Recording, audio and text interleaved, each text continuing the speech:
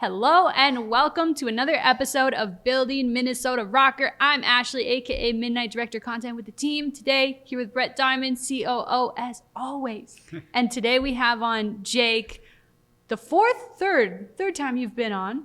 Yeah, maybe. First time solo. Yes. First time solo. So if you guys don't know, Jake, aka Reppin JT is your Twitter. He's been in the CoD community for a very long time. He is our assistant coach here at the team and also lead analyst. So you are doing crazy stuff in Excel. You're doing crazy You've got an in-depth job, and I think you're a perfect person to have on the show this week to just kind of obviously talk a little bit about Atlanta. I know it's almost 2 weeks ago at this point, and now we're ramping into LA, and we'll be talking about LA a lot, talking Sweet. kind of maybe in general about, you know, COD League roster movement that we've been hearing about in the last week or two, and just kind of checking in and seeing how you're doing. Yeah. Well, thanks for having me. Glad to be on again. Of course. So, how was it going to Atlanta? Just kind of want to recap that real quick. Obviously, I know as well as anybody, and Brett does too, we never were like, oh yeah, Minnesota's going to be fire. But turns out we low-key are fire, right? Like we went into Atlanta and exceeded the expectations of not ourselves, because I was like expecting what happened. Right. But other people are starting to take notice. What's that kind of felt like in the last couple weeks for not only you, but the team in general? Sure. For a lot of us, I think we try to avoid looking at fan opinion. Right. What is really nice is having a lot of support. Having people come up to us at an away stadium and tell us that they're now fans of us was a pretty cool and humbling feeling, I think. The support everyone's gotten on Twitter is awesome. But in terms of fan power rankings, that's something we all kind of shy away from and have always laughed about. I think all pros sort of do. It's really hard for the outsider to sort of look in and see what teams are doing well, because no one streams scrims at a pro level anymore. Right.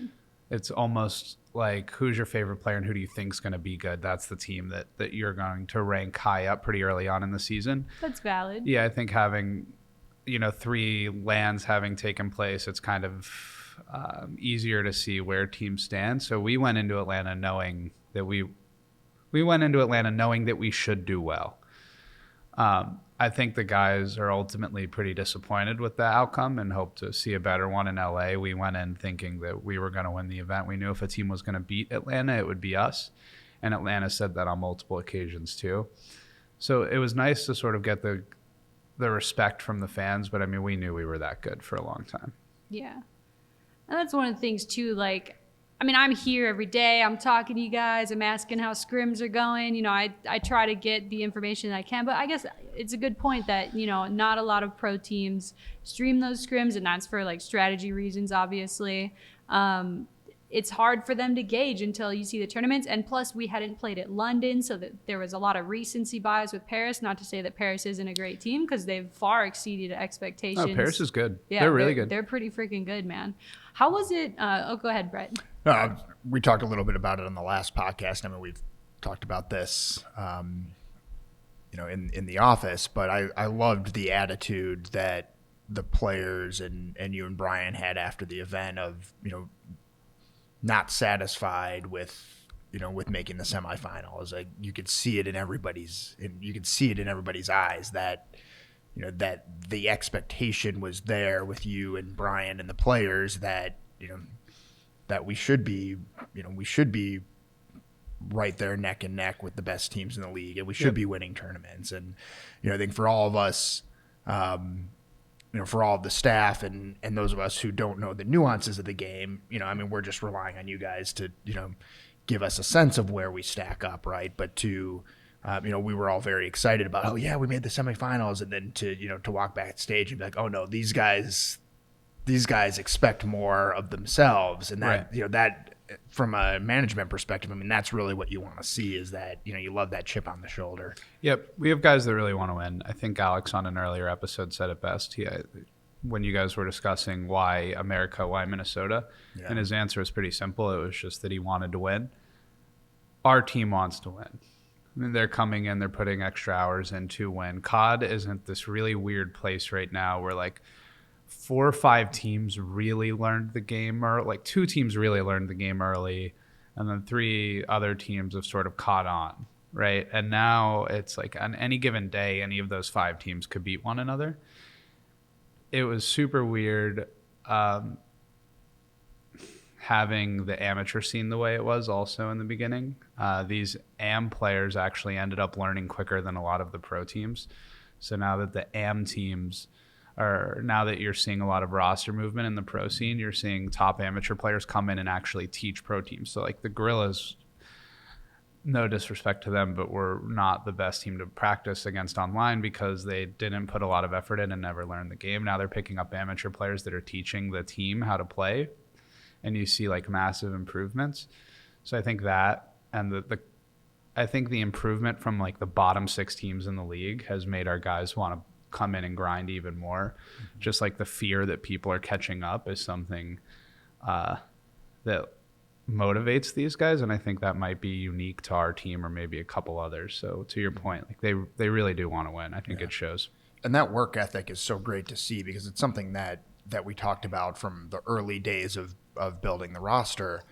You know, and when, you know, before you and Brian came on board, you know, when Ashley was putting together the list of players that we were talking to, she said, these are guys that will work hard, that will grind, you know, and for me being new to the scene, just kind of taking your word for it, right? And then you and Brian came on board and said the same things. And so it felt every step along the way like we were putting together the group and the team that we envisioned to take advantage of these resources and the facility and all the things we talked about in the off season. Yep. But to see some of that in practice has been really, really cool over the last few weeks. And obviously, you know, we're just getting started. We got a long way to go, but it's been, you know, it's really encouraging the things that we as a group talk about in November and December to see those things coming to fruition in January and February. Yeah. Totally. And I think early stages of Call of Duty, the first half of any game is like most things in life, you get out what you put in. Mm-hmm. And our guys really put in, they bought in, they grinded. Now right teams can catch up, but just being at that head start is so helpful. Yeah. And to have players that want to play and can put their personal branding aside, or can don't think it's useless to wake up early and come watch film, or don't think it's useless to stay late and go over something. Mm-hmm. To have 5 players that, 1, enjoy spending time with one another, and 2, are willing to listen is unique to us, I think. I'd have to agree. I've seen teams, you know, get comfortable because I mean when you start doing well and you're like, I'm really the best, and everyone's telling you you're the best, it's like, yeah, it's easy to kind of get in that fast lane feeling. It's hard to learn like, too. If you're not losing, it's really hard to figure out what you're doing wrong. Because I mean, no matter what, if you win, theoretically there should always be a takeaway. Like no one's perfect, but it's just way harder to point those things out if you're winning. Yeah, that's definitely valid. It sounds so nerdy to say, but it really kind of makes me like emotional seeing like my belief in these guys. Yeah. Not only them, you know, fulfilling those beliefs that I had about them, that they would do these things, but now that everyone is getting to see like the reward of their grinding. Obviously, you know, 3rd, 4th, that doesn't really feel like a big, you know, reward when you're a player and you want to win, but it still shows like you guys are really right up there. I mean, you dang near beat the best, what I regard as the best team in the league in phase right now, and for Atlanta phase. And it's just, it's awesome to see how far we've come in such a short period of time as a team. One thing I kind of want to ask about and go back to though is, why do you feel that amateur players or the AM scene does learn the game faster? Is it because they're playing different players more consistently, and a lot of the top teams are continually playing each other? Yep. Typically, like historically, I do not think AMs have learned the game faster than pros. I think pros have always been able to dedicate more time to the game, which has resulted in them learning the game quicker. This game was unique for 2 reasons. 1, amateur players, there was a lot of money in the amateur scene, and a lot of organizations saw this as an opportunity to buy into COD. A lot of players saw this as an opportunity to invest in themselves. So these amateur players, although they weren't on massive contracts like a lot of the pros are, were giving up job, were dropping out of college, or deciding not to go to college to pursue a year in competing to see what would come from it. So one, they just had the time to do it. Right. Secondly, there was one key person, like I really want to give him props. This guy, Ronan, some coach, he coached a team at Champs last year. He was a player. Nothing really came from his playing career, but like super smart dude. And he found out how the spawn system worked, I think, before anyone else. And this is in Black Ops 4 you're talking about? No, this is in this game. Oh, in this game. Okay. Yep. So he figured out the spawn system. Hold on. Yeah.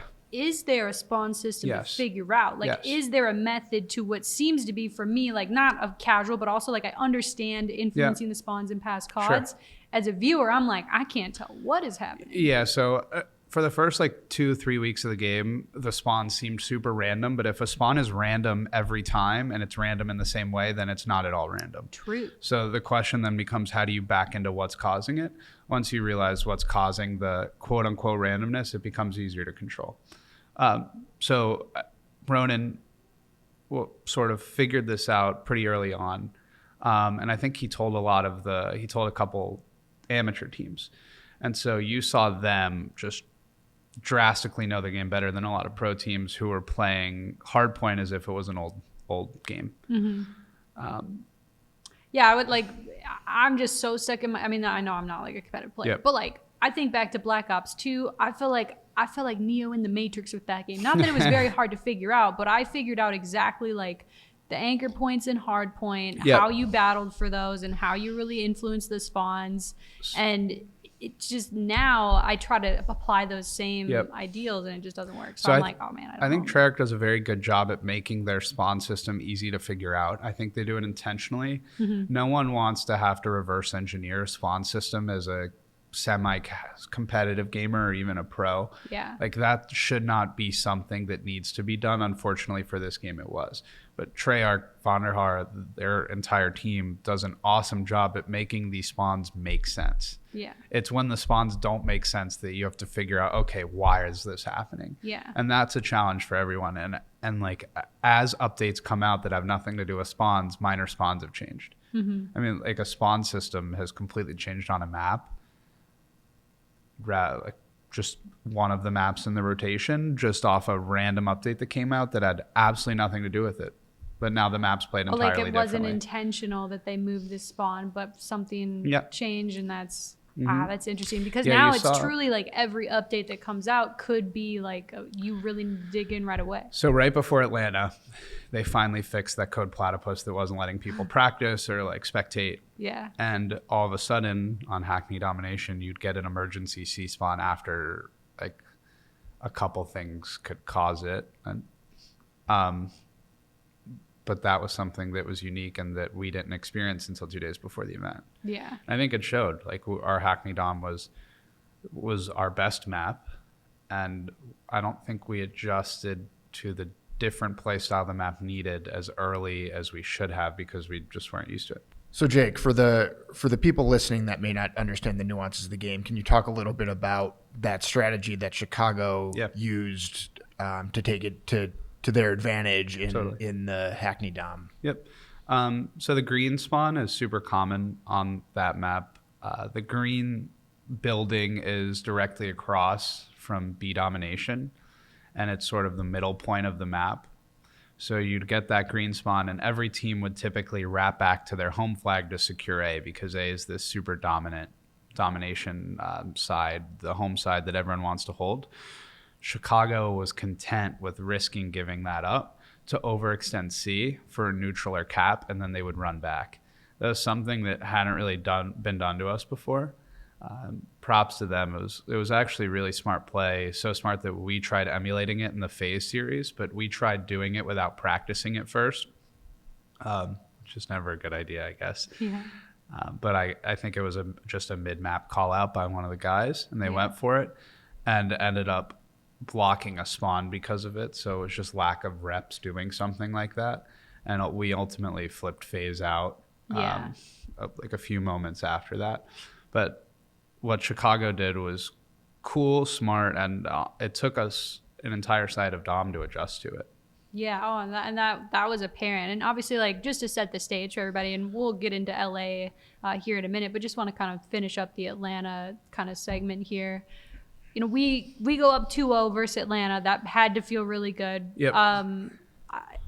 Especially like the search was pretty dominant, and Atlanta is a freaky search team. Like they are like I'm very confident in our team's abilities, obviously. Yep. But the way that Atlanta plays S&D, like when we took the Piccadilly S&D, I was like, wow, this is. I mean, you can't ignore the fact that we were god awful at search the last event also. Yeah, like so there was like, I mean, and I knew that you guys had like put extra time into that. I saw that the guys were playing search a lot more after practice. Like it was apparent to me, and maybe like this goes back to the fans not knowing and seeing how much I'm seeing and what these guys are working on, but like knowing that like we'd practice and seeing us go up 2-0, and then having Hackney Dom be like, that's our best map, although we did lose it to Huntsman the day before. We started on good side. We had a lead, and then, you know, that mistake happened that you mentioned. You know, it feels like when you make a mistake versus a team like Atlanta, they're going to capitalize on that, right? So talk a little bit about like how that felt to kind of like witness and watch, and then obviously like what are the things that you're saying to the guys if they are up 2-0? Like, do you say like, yeah, let's freaking go, or are you like, guys, composure, let's keep pushing? How did that feel, and what was communicated? Sure. Felt good to go up 2-0. I mean, no one's going to feel bad about it. At the end of the day, though, like there's some crazy statistic. I don't know exactly what it is, but almost every team that wins their domination wins the series. Yo, what? That's like a stat that you've kind of just noticed? I just saw like I think multiple accounts have tweeted it out. Yes, going up 2-0 is great, but really winning a domination and then winning a hard point, because winning the next hard point, it's not the most difficult of tasks. Like we went up 2-0, FaZe could easily win 2 straight. Right. I think the Piccadilly was a great feeling, like you said. The search and Ashoy, winning convincingly, like that was awesome. Goddard X killed it. He's right? Nasty. The snipes. Everyone played really well. Silly was instrumental. Like it didn't show in the score. Well, Justin's a super smart search player. Yeah, so he was getting such crucial kills. Throughout the game, Justin's played S&D most nights, late night. Prior to Atlanta, we mandated like a 1 S&D tournament a night rule for like everyone. Yo, I love that. That's awesome. So everyone was playing search, and I think it showed. Our lack of reps were evident in Minnesota. And that 6-0 versus Paris, I mean, that was just on a map. That 5? was the closest 6-0 ever, though. I feel like a lot of those rounds could have gone either way. But it was still like. But everyone clutched up and played. Exactly. Great. That's like there were close rounds. It wasn't like super dominant, but it was knowing what to do to get the win and to get the round like that. It was just really awesome to watch. And then, so I guess going back to the original question, after we went up 2-0. We felt good because Hackney is a map that we split against Atlanta online. We always beat them on one of the DOMs that ended up being their veto against us. Mm-hmm. And we said, you know, screw it, we'll give Hackney another go. And we felt good. After we were a little overconfident, overextending to C like we spoke about, and they flipped, it was a little scary. Yeah. But it is what it is. The gun runner, hard point, is one of their really good maps. So like you sort of said, it's really hard to make a mistake against FaZe. That's true. I mean, they play so fast and they're so good at what they do. So if you want to fundamentally learn from a team, right, you'll watch like Chicago or one of the other really, really smart teams that are taking early routes and where the teamwork's like super evident and they're playing really smart. FaZe is just naturally skilled. They have 4 complete maniacs that play at a pace that no one else plays at, and it's hard to match it. So to make like 1 or 2 mistakes against them, like they'll beat you up for it. Yeah. And is that just a pure skill thing that they can play as fast as they play and still manage to keep control of what they're doing? It's a skill, but I think it's also a comfort thing. They picked up players that all play at a particular pace. So Call of Duty, the number one problem that pro Call of Duty teams have if they aren't good is teamwork, communication / liking one another. I'd throw that into one. The second is a pacing issue. If everyone's not playing at the same pace, it's really hard, and every player would prefer to play at a different pace. Like, it's kind of hard to change. If you're a slow player, it's kind of hard to force yourself to play fast all the time. If you're a fast player, it's pretty hard to slow yourself down. FaZe did a really good job at crafting a team where everyone's playing at the same pace. Yeah. And that pace, if they were playing at a slow pace, it'd be easy to match. But the fact that they have 4 players who can play at lightning speed is crucial to their success. I mean, people say this all the time, but if you hesitate in Call of Duty, you're making the wrong play. If everyone on the team makes the wrong play together, you'll probably still win the round, win the gunfight, win the map. Mm-hmm. But if everyone's sitting around and one person says to do something and the other person says, no, we should do this, and there's a hesitation, 9 times out of 10, you lose that round, even if the person who called you off is calling the right play. So it's the hesitation that kills you. Right, and it's the lack of hesitation on FaZe's part. For why they're good. They just commit to everything they do together. Yeah. On top of that, they have players. They have built a team that have players who are nasty at search, which are 2 of the 5 game types if you go the distance. Mm-hmm. So it's hard to beat those guys. Yeah. They're good at what they do. So yeah. I mean, they are, but you guys still, I'm very proud of you guys. You played them so close. I mean, it was we awesome went into the series thinking we'd win. I mean, I guess every team does that, but I think it's one thing to say it to each other and it's another thing to believe it. Like we went in really expecting to win.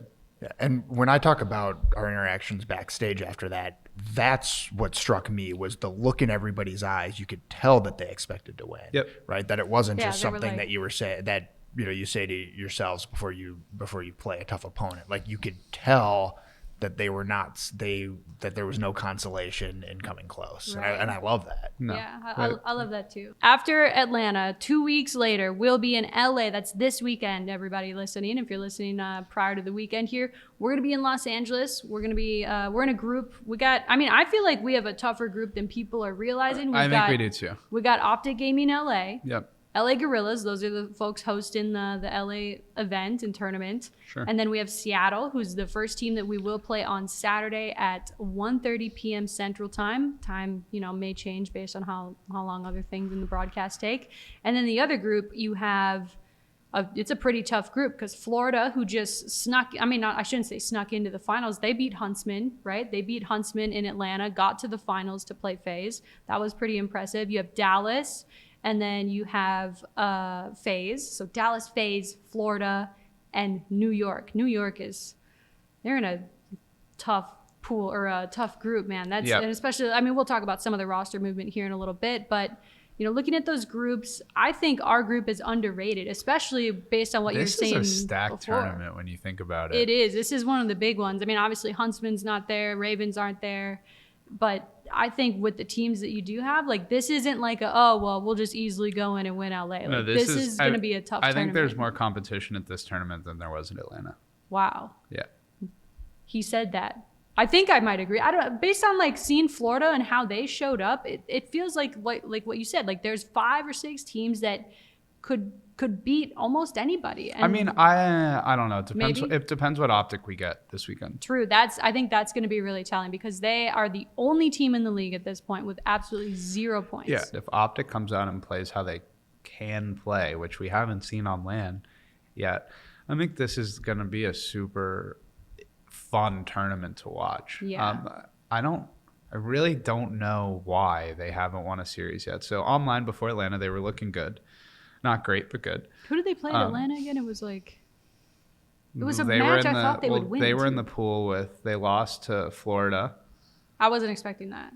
They were in the pool with Florida and they lost to Atlanta, I think. Okay. Did they? They've had a tough go. And I think it kind of traces back to what you're saying about, you can be highly individually skilled, but you also have to have incredible teamwork to go along with that. London. Yeah.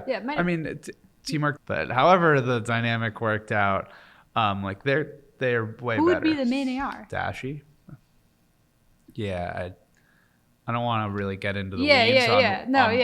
But it just seemed are most maps just one AR at this point? 1 or 2. Yeah. Some teams run 2. Actually, we were a 1 AR team on Hackney Yard Hardpoint, and then we went and played FaZe, and we just had a discussion immediately before the map started that, all right, Jerome, just run a second AR, do your thing. no practice on it whatsoever, and that's when you saw him go off and really spawn trap phase. He's nasty for with like I mean, 3-4 hills. He's great with a sub, but he's Yeah. nasty with the M4. It's insane. I think Optic's better than people give them credit for, though. For winning as few maps as they have,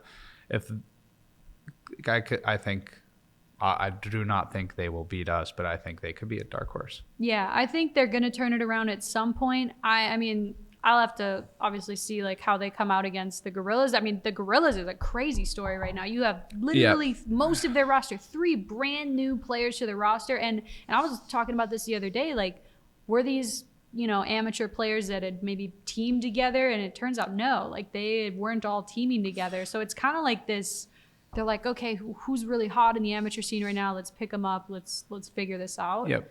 Do you feel like it was too early to make that big of a change? I mean, obviously there's rumors about like who and how many they meant to bench or whatever, but like no, I think that team needed a change. Yeah. I think that their work ethic wasn't there. I think they were uncoachable. Some of their players were uncoachable and have historically been uncoachable. So I think the change was needed, and I think they've gotten better almost immediately because of it. wow. They picked up one of the amateur players. I mean, I believe they picked up one of their players was from FaZe Academy, who won Atlanta. The other was from what most consider to be the best amateur team, and this team wasn't in Atlanta. But that kid knows the game really well. So Singularity is the other one? I just made that up. I don't know. Yeah, I don't know the amateur scene as well. It's from the other. So Singularity's probably the best AM team, you're right, but the best NAM team, okay. which was like Mac Melts, Pharaoh, Right. Hollow, Vivid. Yeah. And then they got one of the guys from that roster, and I think he's teaching them a lot. We played them. They weren't bad. Interesting. So, I mean, you've seen every team that's made a roster move, you've seen them get better because of it. Teams are feeling like the heat to make these roster changes because these points at these tournaments matter so much, and it doesn't seem as apparent now when you're looking at the standings and there's so many kind of close matched, especially sitting around 40 points.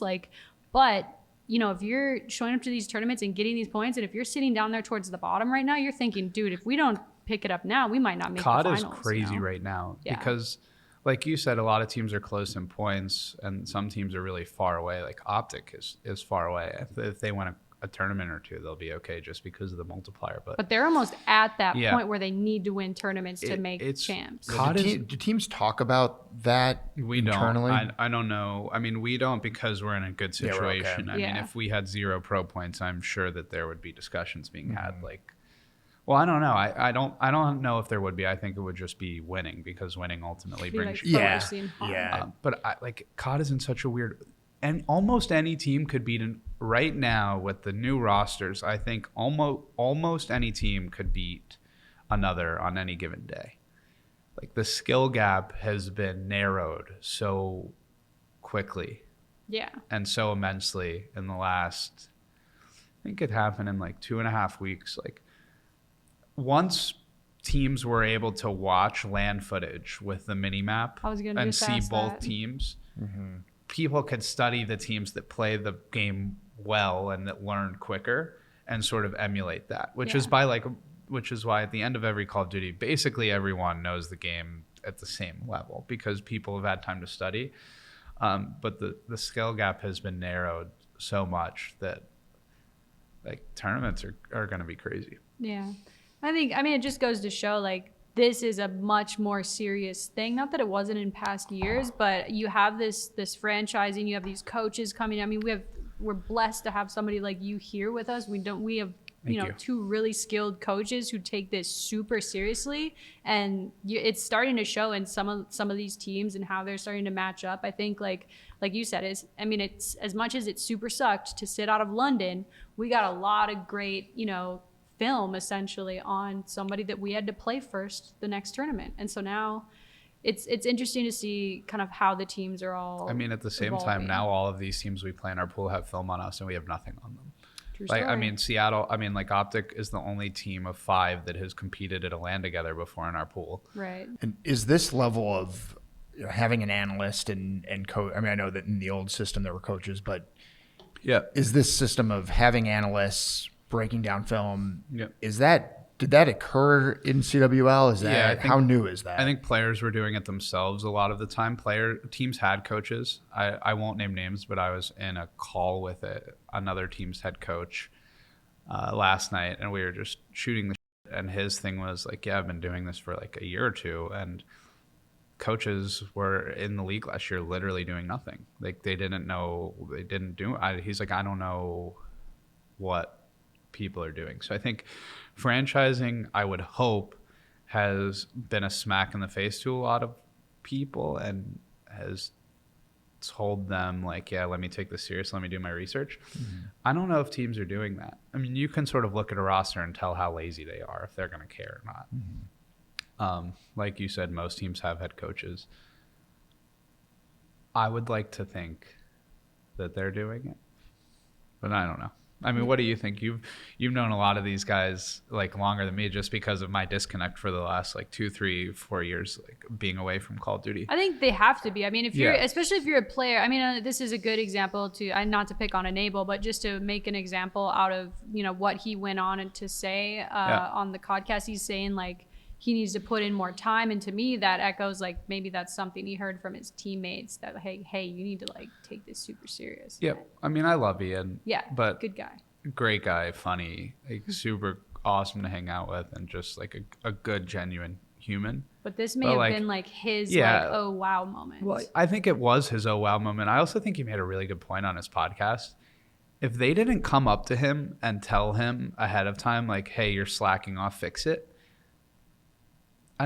I mean, it ended up working out because I think their team's night and day now. Really? But I would also be frustrated because in his mind, if someone doesn't come to you, you probably don't think you're doing anything like substantially wrong. Oh yeah. I don't know like if he actually was told that or not.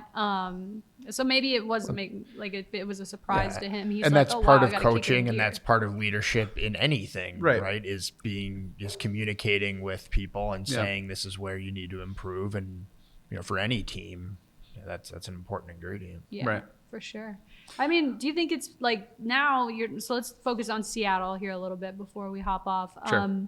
So we're playing them first. Obviously our pool, Optic Gaming LA, Gorillas, Seattle.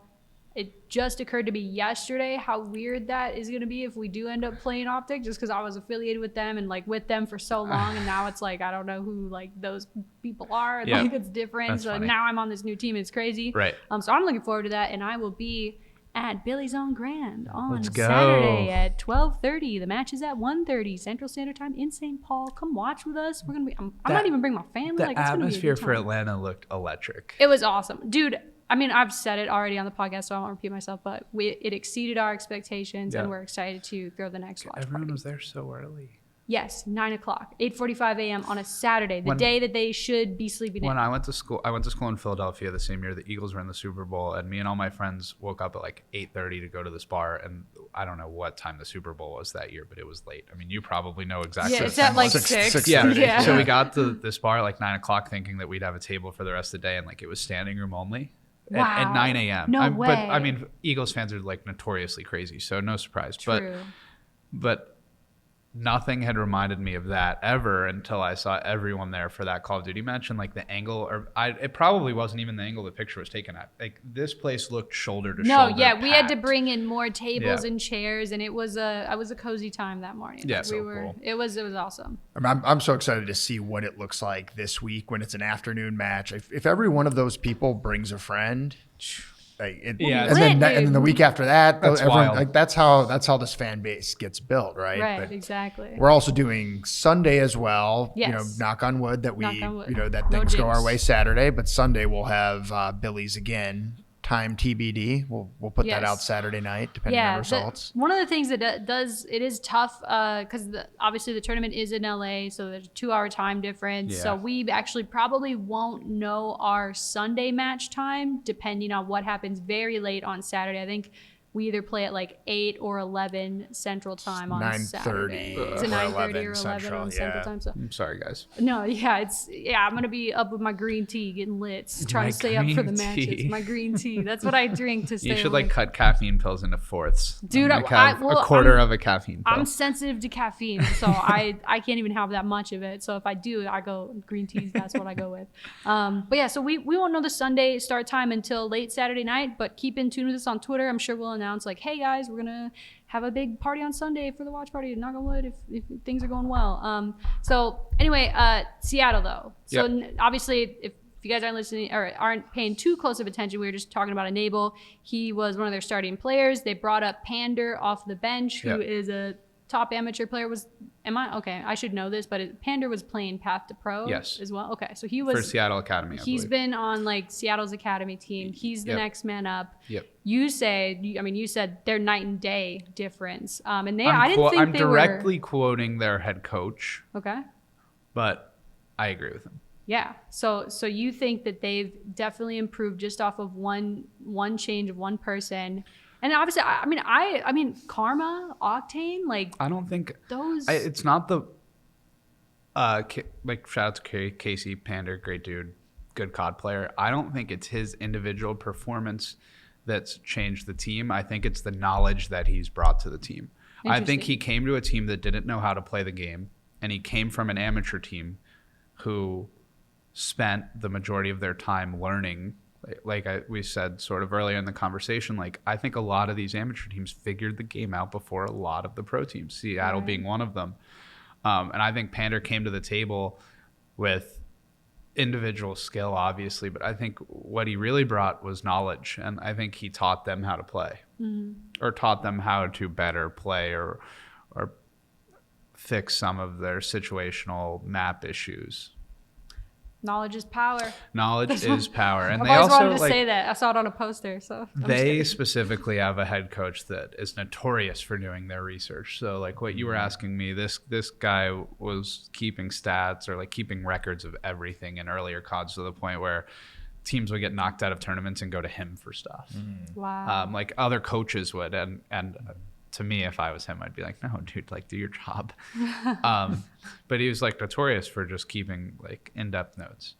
So, I mean, when you talk about learning the game, what exactly does that mean? Is it spawns? Is it areas on the map? Learning the game is almost always learning the pace at which the game should be played and learning the spawns and how to manipulate them. If you learn how to manipulate the spawns better than another team, you'll almost always win that map. I think that, and like in Hardpoint, learning in some games it's better to rotate early, in other games it's better to rotate late, and on some maps it's beneficial to continuously hit a hill for the entire 60 seconds of it. If you're spawning out, you're better off just hitting it over and over and over again. If you can. And then some hills, it's better to leave 25 seconds and just give it to them and go to a new hill. I think learning the game encompasses all of that. But just like learning the nuances, finding spots or sniper angles that people don't know, learning the in-game mechanics like the spawn system and sort of the hill dynamic like I just explained. But I think that's probably the most important part. Yeah.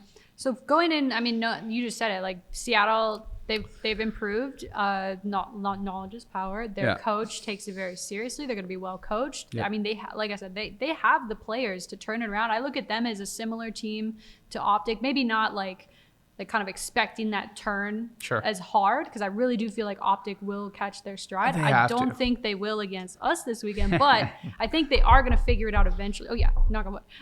And then, I think Seattle's due for that turnaround too, just based on who they have on their team and who's coaching them. So but knowing all that, knowing how well we did at Atlanta, knowing that it was our mistakes that kept us from really like nailing that series. Yes. Do we feel much better going into this weekend as a team? We felt really good going into Atlanta. We were extremely confident and ended up beating ourselves, in our opinion. I think we're super confident going into LA too. Yeah, I think minimize our mistakes, capitalize on other teams' mistakes. I think everyone will be happy with the outcome if those two things happen. Great. It's practice, which I know you guys do a ton of. It's execution, it's everything. So Yeah. I'm excited to see the matches. And do you have any thoughts on how do you have predictions for do you think LA? I mean, it's hard to say because Optic versus a new Gorillas team. Like, who do you think wins that match? I don't know. It's tough to say. I think it depends on the maps. True. We'll see if Coach Jonathan Tucker, Backman, can out veto Embry. But because there is. It depends what maps they get on. For the folks listening who may not know, the veto system is something that happens before the series, where the maps are selected and chosen, by the coaches. Yeah. Are you able to kind of explain it in like a kind of an easy? Yeah, easy sure. way? So it ends up being there's throughout the veto process, for the sake of the explanation, there's Team A and Team B. Team A would get to veto a map. Would get to veto a hardpoint map. Team B would then get to veto a hardpoint map, leaving 3 remaining. Team A picks the map they want to play. Team B picks the map from the 3 that were remaining that they want to play. 2 hardpoint maps have been decided. That same process goes for each game type. So one team vetoes a search. Team B vetoes a search. Team A picks a search. Team B picks a search. Domination, there's only one dom. So... and then whoever didn't pick the map gets to select the side they spot on. So if you pick the map, the other team picks the side. So a lot of times you'll see teams try to avoid picking a map that has an extremely advantageous side, because the other team would then get to pick that. Wow. So there's some like basic strategy, game theory that goes into. There's a vetoes. competition that happens before the competition in a way. Not a competition, but like there's definitely a method to the madness, because each team is different too. Like each team has different strong maps, and you're obviously, you and Saint are studying that really closely and making sure you try to set us up for. Like there are definitely success. times where you walk out of a veto process and you're like, holy shit, like we won that veto process. It's lit. Yeah. That's awesome. All right. Well, thank you so much for your time this morning. I know you guys are super busy preparing for this weekend, so I really appreciate you coming in early, chat with me and Brett. You guys all know that we're sending you all the love and positive vibes, whether you're Brett and the team on site with you guys, or if I'm gonna be at Billy's screaming at the top of my lungs, it's gonna be sick. So the support is there for you guys, and we're excited to see you play this weekend. And thanks again for coming on. Yeah, thanks for having me. Happy to do it. And thank you for listening or watching. If you're watching on YouTube, hit the subscribe button, hit the like. If you're listening on iTunes, hit us with 5 stars. That'd be real Minnesota nice of you. Thank you in advance. Leave a review, and till next time, catch you later, guys. Peace. Deuces.